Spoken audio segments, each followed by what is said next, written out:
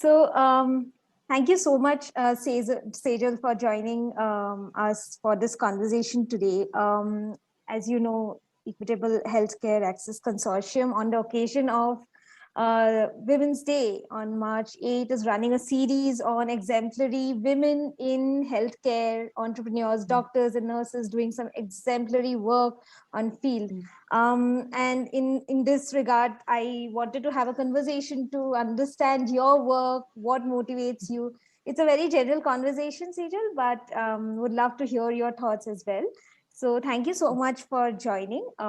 So as we begin, let me first start by understanding where you hail from, your family background, your education, and if you could take me through that first. Okay. So basically, I belong to Mumbai. Yeah. Yeah. So I grew up in Mumbai. I did my basic education for schooling and college in Mumbai. Mhm. Then for my medical education, I was in a medical college in Dhule, Mhm.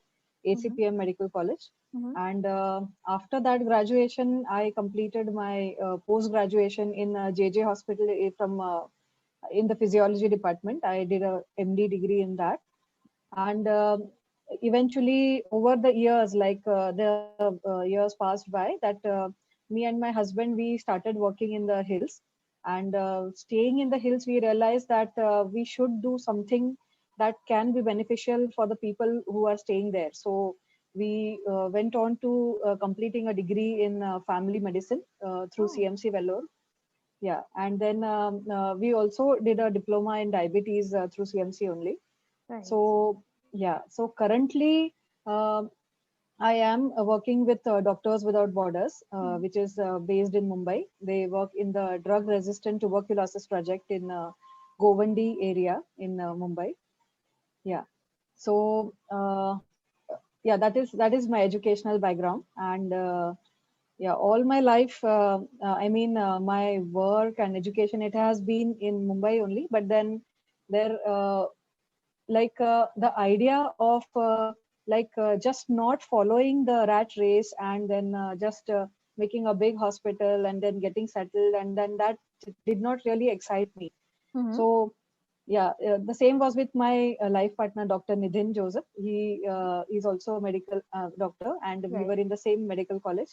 Uh-huh. Yeah, so we both had this thought that we should uh, live where we are satisfied and where we like to live the life. Right. So keeping that thing in mind, like in 2013 we got married, and then uh, there was a disaster in Kedarnath, the flood thing that Yes. had happened in Yes. 2013. Yeah, Yes. so we had just thought of volunteering it for it.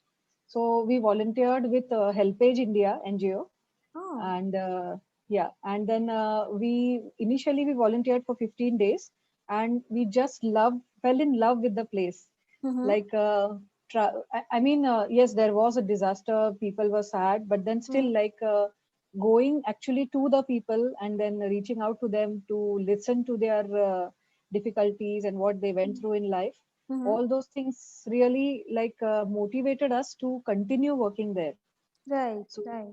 yeah, so for a year we worked in Uttarakhand along with that NGO Helpage India, Right. and after that we thought that, oh, people in Uttarakhand really are very, like what to say, they are like unlucky to be in a remote area, and Mm-hmm. then they do not have a good healthcare because of the road conditions and because of many other things, like many doctors are not available to work in the mountains and Himalayas like that.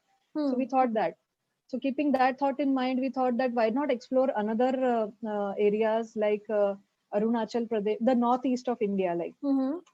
So we found out like which other NGOs are working there. So we found out that Karuna Trust is the NGO who Right. is working in northeast of India. So uh, it was our dream to just go to Arunachal in Tawang and visit that place, because it is one of the most beautiful place. Mm-hmm. If you have heard Yes. about it or been there, Yes. I've yes. been there. Yeah. Yes, yes, yes. So, I mean, when we applied to Karuna Trust, we were lucky that both of us were selected together, and the PHC was almost like 3 50 kilometers away from Tawang in a small village known as Lumla. And Right. it was a beautiful place. Like from my house, we could see the Bhutan Himalayas and Yes. the China on the other side. So uh, like when we were in Uttarakhand, that time we thought that, oh, the children, the people are very like unlucky that they do not have better healthcare and because of the road. And so we Hmm. thought that those people are really at a bad condition. But when we went to Arunachal, it was the remotest place. Hmm. Hmm. So that is how we discovered that Uttarakhand people are at a much better position than these people in Arunachal, because they are very, very far away. And it was really difficult, like I should say that to go to Arunachal, to Tawang, actually they have to come all the way to Guwahati or Tezpur, and then to go to Tawang or to any other place in Arunachal. Every time they have to come back Yes. to Assam. Yes. Yeah. So really, like reaching out to people there, it becomes very difficult because Right. nobody wants to go so far when the Right. facilities are not there. But then we took it up as a challenge, and then we stayed there at least for 6 to 7 months. And then same NGO was working in Meghalaya. Right. Yes, so we went to work in the West Khasi Hills of Meghalaya. Yeah. So it was again the same thing. We thought that people in Arunachal had a very Hmm. remote area, but then when we went to Meghalaya, it was like worse than whatever we saw in Arunachal. Yeah. Right. Right. Right. So it was like, yeah, really bad. Like, so we could spend 2 years working in Meghalaya on the west side and on the east Jaintia Hill side. And then it was really a wonderful experience. Like the all the family medicine thing that we had learned from CMC, we could actually practice in those villages. Right. And it was a out of the world experience, like going out to the people and then managing from the primary healthcare level. So yeah, so that is my story up to now.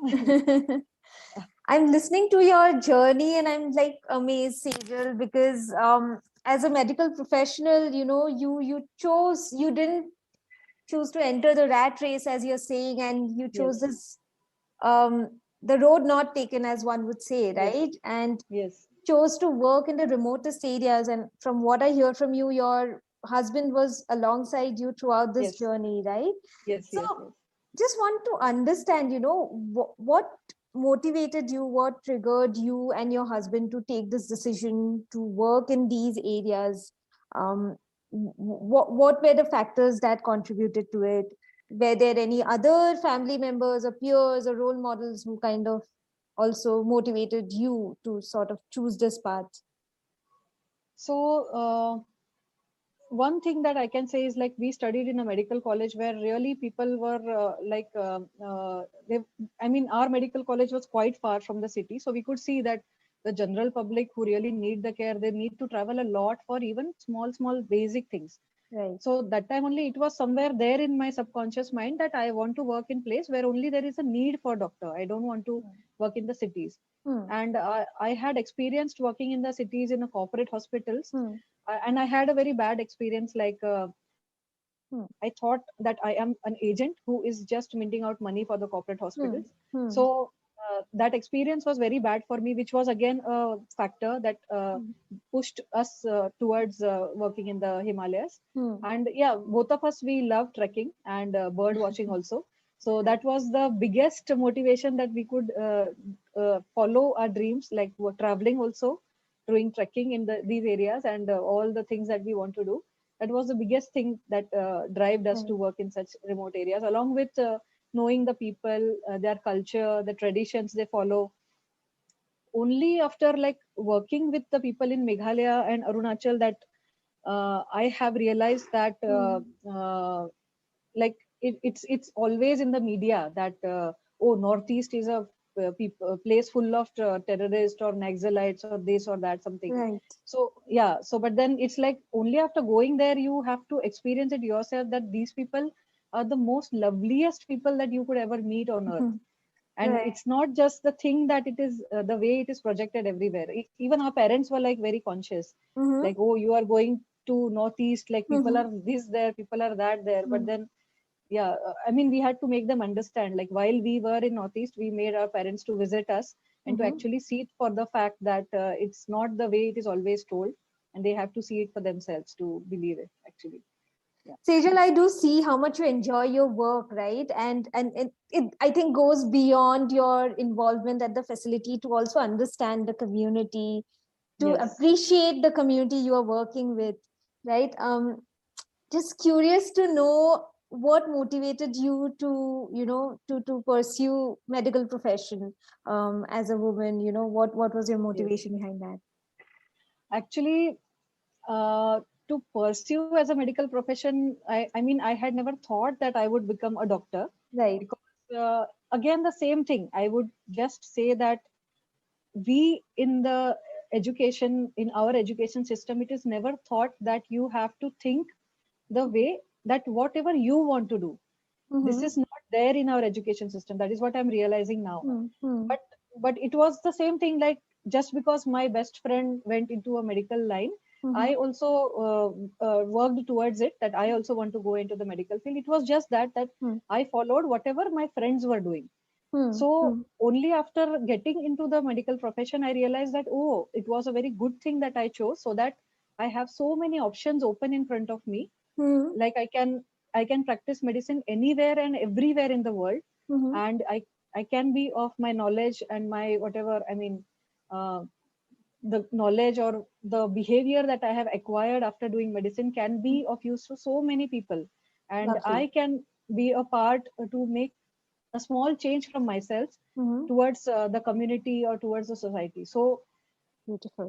only after entering into the profession, I realized that I have done a good thing. Otherwise, it was not like I was not the child who would always say कि नहीं नहीं मुझे तो doctor ही बनना है. Uh-huh. Not like that.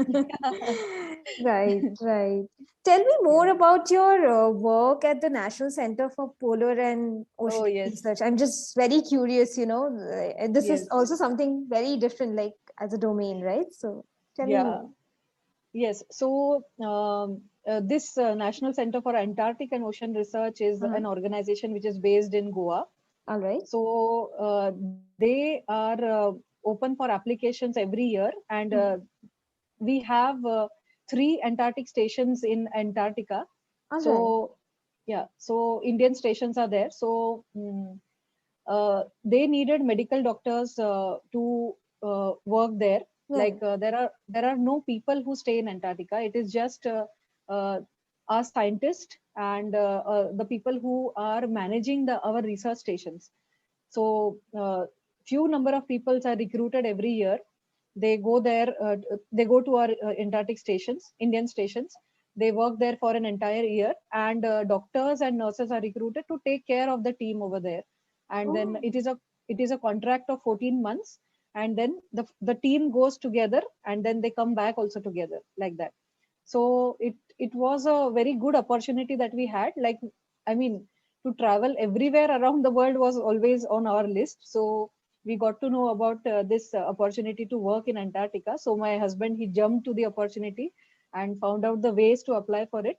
And then we visited this Goa National Center for Antarctic Research. And then it was a interview. We were selected for the interview. And then I would say that in the history of Indian this thing, I mean the people going to Antarctica, right. we were the first couple doctor who Wow. had been there, who had Wow. been there. Yeah, I mean this was the first time that any they had recruited any couple to be in the Antarctic research Oh, station, like that. that's Yeah, lovely. yeah. So we had to take care of the scientists who are working there. There were scientists from different organizations like Indian Space Research Organization, then geology, then botany, and geomagnetism, and many other people. So there are projects going around in Antarctica, and Mhm. the other stuff, like there was a chef, then there were many vehicles running on the Mhm. ice there. So vehicle operators and drivers and mechanics, and then Mhm. engineers to maintain the station, because it is like very cold there. -30 is the maximum temperature that we have Mhm. experienced. So to keep the station warm, there are engineers like chemical engineers and mechanical engineers who maintain the temperature. and all the living environment. So Wow. I could summarize it as a big boss house where Wow. at least 20 to 25 people, they stay together, they fight because of the isolation during the Right, right. during the polar nights. Polar nights are is the thing that for 45 days there is no sunrise, uh, Wow. and all throughout the years, like in addition to all the medical activities that we do there, there are many other activities also we do to keep Uh-huh. ourselves busy. Yeah, Okay. yeah, like Yeah. playing table tennis or visiting the gym or organizing cultural events and Right. birthday parties and celebrating 26 January and all the festivals that we celebrate in India, we have celebrated there. In addition to whatever medical part that we have to do there. Yeah. Right. So yeah, it Fantastic. yes, No, yeah, Sejal, it I'm was just thinking it's if diversity is a word, I think your experience talks about that. It's a yeah, living yeah, proof of what diversity in work includes. Amazing. I'm yeah. already amazed with the span of work that you have done. Um, I just wanted to know, like having worked in different pockets, right? You also had the opportunity to interact with different kinds of teams, right? And Yes, I'm sure you must have come across other frontline providers who are also women. yes. So when you look at your own life and you also see the way they are kind of providing services at their background and their journey, what do you think are the challenges that women as frontline providers or as healthcare entrepreneurs today face as challenges in this space, especially in India? So now women are at equal, like where the work thing are considered, but still, like I would say that still many opportunities are like not given to the women. Mm-hmm. So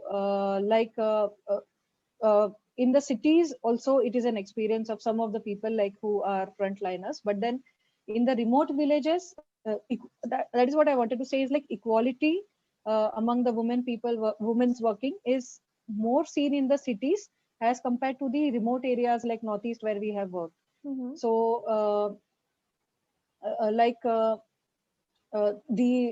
asha workers or Mm-hmm. the nurses or uh, many other healthcare workers who are women who are like uh, what to say, their main facilities what they should be getting at their level are little bit deprived in those remote areas, like Mm-hmm. yeah, when we say of remoteness, these equal, there is not much equality in their work as compared to the urban areas. Right, right.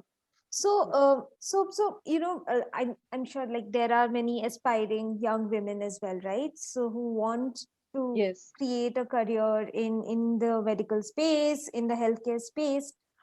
From your own experience and your journey, what would be your, you know, what would be the 3 cents you would give to them as guidance or as advice? I mean, that includes me myself. I mean, I would love to know, what is it that you would guide us if you had to share anything? So first of all, the most important thing that we have to do is keep our mind open. Mhm. Like when keeping the mind open means be ready to work in any kind of a situation or in any part.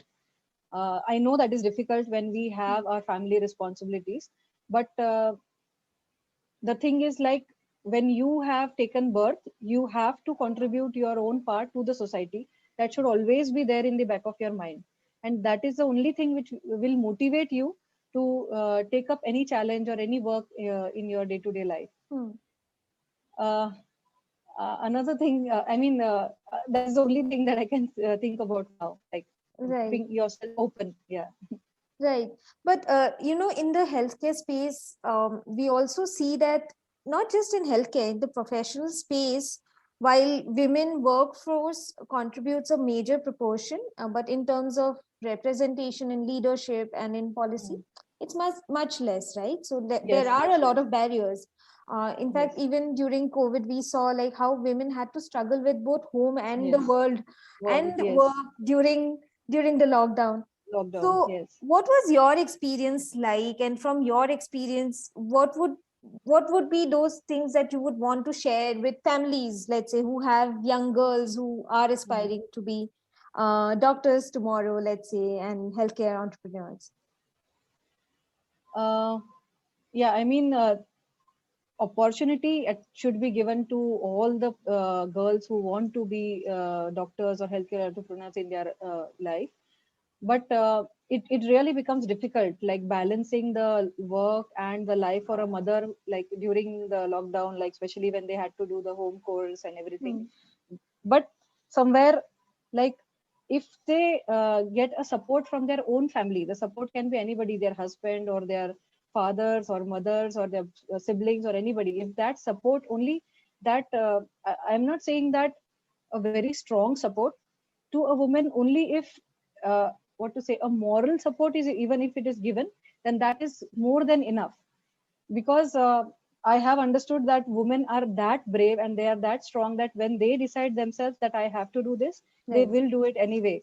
Yeah, right, so yeah, even if they get that small helping hand or small motivation, like, oh, you can do it, even if somebody is saying these words, that is a big difference. It makes a big difference in their life. So I think that that can help most of the right. women. And if Yeah. I may ask, who did that in your life? Who were those people who were the strong support in your life? Yeah, I can say that the most important support were my parents, who Right. supported my education when there was an odd, like, in my community, not many girls are like educated to the level that Hmm. I am educated now. Right. Yeah, so my parents were my biggest support, my mother especially. And after my mother, my husband is my strongest support. Like, he is like, he like allows me to do whatever I want to in life. Right. So both, yeah, these two are my strong pillars. Yeah, Right. so And I can see that. I mean, your husband, I mean, being with you, the two of you going through all all, the journeys and different places and working. yes. Just if I may also ask, like, what caught your interest for family medicine? I mean, as a medical professional, once you do your MD, there is a more sort of attraction towards specialization, right? But I do Yes, see that yes. you went to the remotest areas, your heart was in primary healthcare. So, what was that motivation for? Yeah. So again, the same thing, like the conditions in which we have worked in Meghalaya and Arunachal, it was like very bad. Like even for a simple oxygen cylinder, which was not available easily in that PHC. So uh, there were so many things that we could have done if oxygen, just a plain oxygen was available there. Hmm. For oxygen, that cylinder had to be carried or at least for 14 to 15 hours to Assam, and then get it filled and then get it back. It was really a big pain. So like doing family medicine has helped us, like Mm-hmm. resolving many cases in the primary health care center itself. Mm-hmm. So we have realized that uh, at least 90 to 95% of the cases that are coming to the primary healthcare can be solved there itself. And the remaining ones who really need a tertiary care or secondary care setup, they only need referral. So Right. by doing this, if all our primary health centers are like if every primary healthcare center has a family physician in Mm-hmm. India, Mm-hmm. then the primary health structure will be very strong, and Mm-hmm. the congestion which is presently there in the tertiary centers, like we have seen in Yes. Mumbai, Sion Yes. Hospital and JJ Hospital, they are really overworked. Yes. I mean, the residents there, they have no life because they are so worried seeing all the patients who are flowing from all over India. It's not just like Maharashtra. It's like people come from far away distances. So that congestion can be decreased if the primary healthcare structure is very, very strong. And Mm-hmm. that can be achieved when a family physician is placed in that primary Mm-hmm. healthcare center. Because Right. family medicine involves taking care from the newborn up to the old age. Mm-hmm. So it's really a very good branch to be Mm-hmm. studied on. Yeah. Mm-hmm. So, your current role at Doctors Without Borders is a sort of a leadership role, right? Yes. So, your journey to this leadership role and your current sort of work, what are the challenges that you face as a woman? as a woman leader within the organization or while providing services. And, that also becomes a lessons for, women who are in leadership positions. So if you could just share about it a little. And how did you Yeah. overcome those? Yes.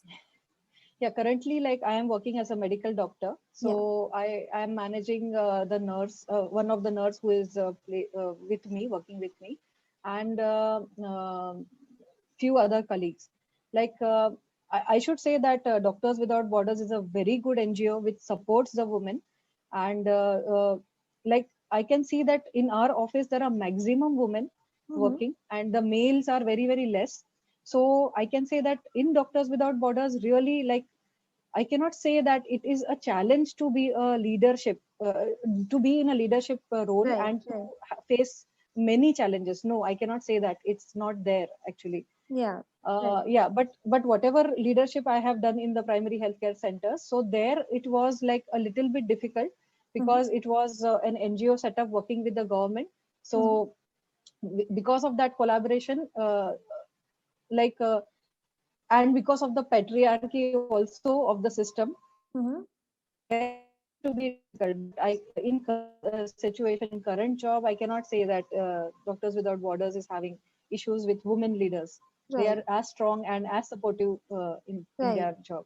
right. Yeah. So you did mention about the patriarchal system, right? And how it comes as a hindrance. So, I mean, anecdotally, if you can just give me an example where you had a challenge, like let's say you were a medical officer at some PHC in Meghalaya or Uttarakhand or anywhere, and you had to face that challenge, and how did you overcome that? Mm, so yeah, I can like think about one situation where mm, it was about getting some medicines flow from the NGO Right, to the patient. right, Yeah, so again, there, me and my husband, we both were working. right, So the I must not say that in public, but still, the NGO manager used to be like more interested in taking inputs from my husband rather right, than discussing the same things with me. right, right. So this I mean, I did not mind because my husband was always with me, and then he could Hmm, do the administrative part, whereas I could look hmm, after the clinical part. But still, if it would have been some other woman working in the same PHC, that woman could have felt that why is the hmm, manager not giving heed to my request or hmm, my hmm, concerns, and then just hmm, only listening to the male doctor like that. So hmm. yeah, there at some part I felt that yeah, the patriarchy plays a big role. Right. But despite that, I mean, you have stayed strong, and your example, your work stands as an example and testimony of that. That's lovely to know, Sejal. Um, just one last question. I mean, this year the theme that has been decided by the United Nations for Yes, Women is Women in Leadership, Achieving an leadership. Yeah. Equal Future in a COVID-19 world. Mhm. Given this theme, what would be your final kind of, what would you have to say to aspiring women leaders in healthcare? I mean, you did say that we need to open up more, and apart from that, for a just and an equal sort of future in leadership, and to have equal stakes in leadership, and Mm. to have women's voices be there, women's participation and recognition. What would Mm. be your final words on that? Just believe in yourself that you are right and you have the right to raise your voices. That would be the only thing that I would like to say. And to travel, right? Yeah, yeah, and do travel and do follow your dreams. Yeah. Right, right, right. Yes. No, this is amazing, Sejal. Yeah, so Sejal, tell me more. I mean, I would love to know more. I mean, for your own medical fraternity, right? For young Yeah. young doctors, I mean, what would you advise? And are there any plans that you are thinking of, in terms of leadership in the near future? Yeah. Yes. Yeah, so let me first of all tell you that, like the way I had said that I just followed my friend who did MBBS, and that is why I also did MBBS. So this had become like a rat race. So after like going through that thing myself, I realized that there are so many people who miss out the opportunity to look into themselves, like what are they interested into and what they should actually do, where are they really needed. So many people, because they do not have this guidance, fall into the rat race of doing a specialization, doing a super specialty. Then they have to take a lot of loan for that, and just because they have taken a heavy loan, they have to like repay back and then build big hospitals and something like that. So we as young doctors have formed an organization known as Umeta Foundation. Wow. This organization is currently like we are in the formatory role of it, and it is based in Chhattisgarh. Okay. And yeah, there are a couple of doctors from Chhattisgarh, from Maharashtra, from Assam. We all come together, and we will be holding a camp of I mean, it is called as a camp to look into yourself, and for us to go to the people, where Right. we would invite all the people from, not only from the medical profession, but any profession who feels that they should do something different. Not only something different, they should at least look into themselves, like what is their dreams and what, you know, motivates them to continue further in whatever field that they have chosen. So in this particular camp, we will be like uh, holding various interviews.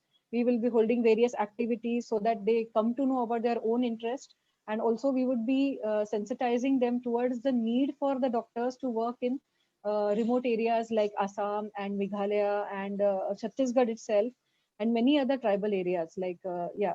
So I mean this organization we had started during the lockdown, but Oh, during the entire year, like not many activities could be conducted towards the camp, but we helped the migrants who were traveling via the road.